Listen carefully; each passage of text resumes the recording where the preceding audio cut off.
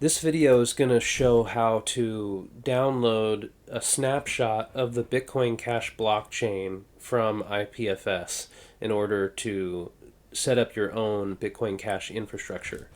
So this is part one. It's just going to cover the downloading of the blockchain snapshot over IPFS. This should be faster than syncing from Genesis. I will cover that in part two. So in this previous video, we covered how to set up a new server. First things to do after installing a new Ubuntu server, and I've got my server set up right here.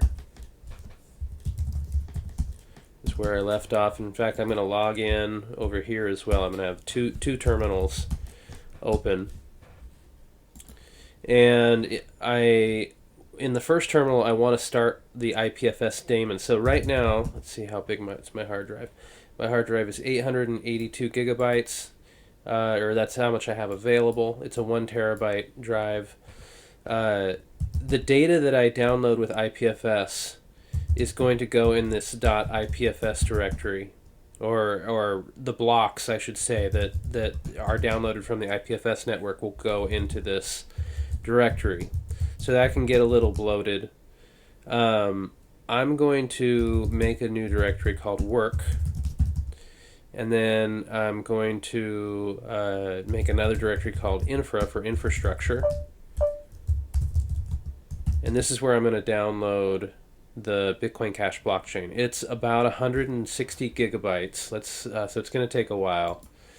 And I'm going to show how to do this. So if you go to fullstack.cash and click on the menu, there's a menu item called CashStrap. I've already got that opened up here. So on the CashStrap page, these are links to IPFS snapshots of things like the blockchain and indexers that you can download with IPFS.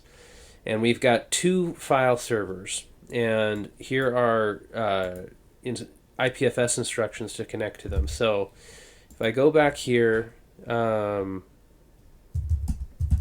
going to clear my screen. I'm logged into the new desktop, and I'm going to run IPFS daemon, and that's going to spin up my IPFS node. I'm just waiting for it to give me the multi-adder and tell me that it's ready. Okay, it is ready. And so here I am over here, and I can do commands like IPFS ID, which is the ID of my IPFS node. So what I want to do is connect to, there's actually two servers here. There's this server with the IP address and this ID, and then it is proxying using a P2P circuit to this other node, which is where the file actually exists. So it's a great idea to connect to the first server. So I'm going to go IPFS swarm connect. That's the first server. That should come up. It says, okay, success.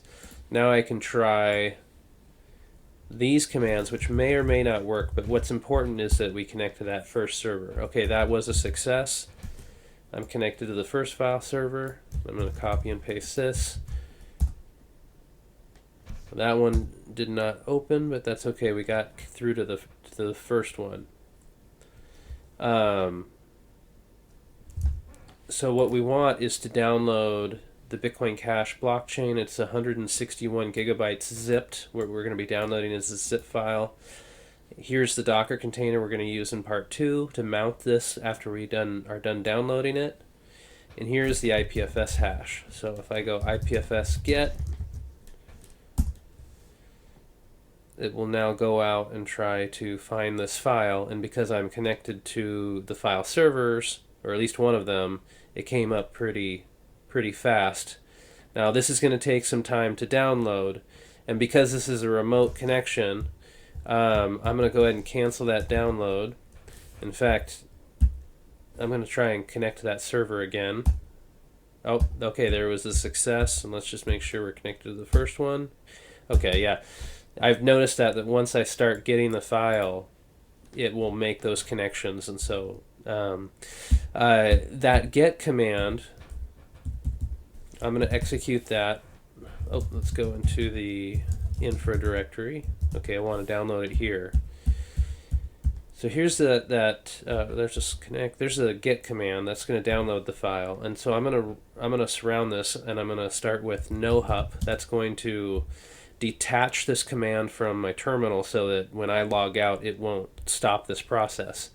And then ampersand, which is going to send the app to the background.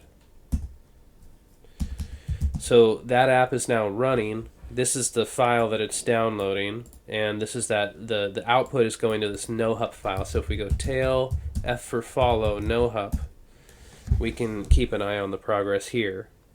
And this way, if we log out or get disconnected, we can log back in, find that nohup.out, go tail F nohup, and we can keep an eye on the progress. So this concludes part 1. At this point, you should download the file. Part 2 will show how to mount this zip file with the Docker container to spin up a Bitcoin Cash full node, or alternatively to download the blockchain from Genesis and sync in the conventional way.